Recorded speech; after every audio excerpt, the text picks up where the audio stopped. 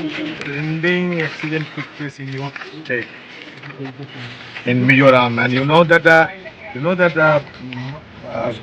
I mean, a significant number of those who were killed in that accident belong to the West Bengal. And I am now visiting those,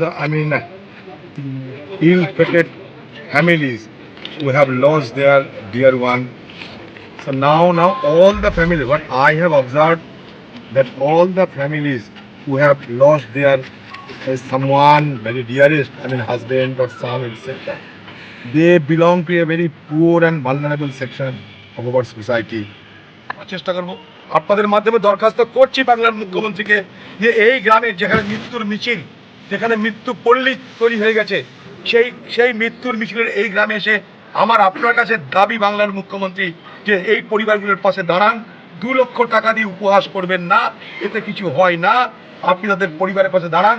যেখানে পুজোগুলোকে 70,000 টাকা করে দিচ্ছেন, আপনি তার পরিমাণ আরও বাড়িয়ে দিন, কোনো আপত্তি নেই।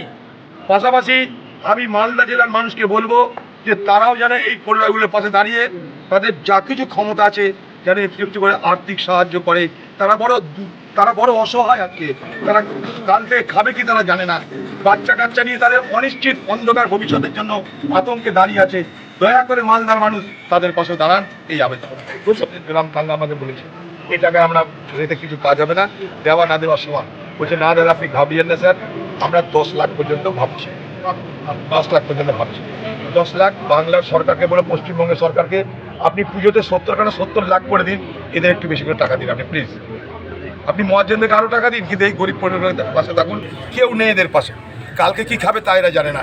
অন্তত তাদেরকেও আপনি টাকা দিন, অন্তত কাজের ব্যবস্থা করে দিন। সরকার আপনার ছোটোখাটো কাজ করে যাতে সংসার চলে তার ব্যবস্থা করে দিন। এই বাং আমি পশ্চিমবঙ্গের মুখ্যমন্ত্রীকেও রাখবো। এখন পশ্চিমবঙ্গের মুখ্যমন্ত্রী ফোন করলে ধরবে না, আমি মিজোরামের মুখ্যমন্ত্রীকে পেয়ে গেলাম।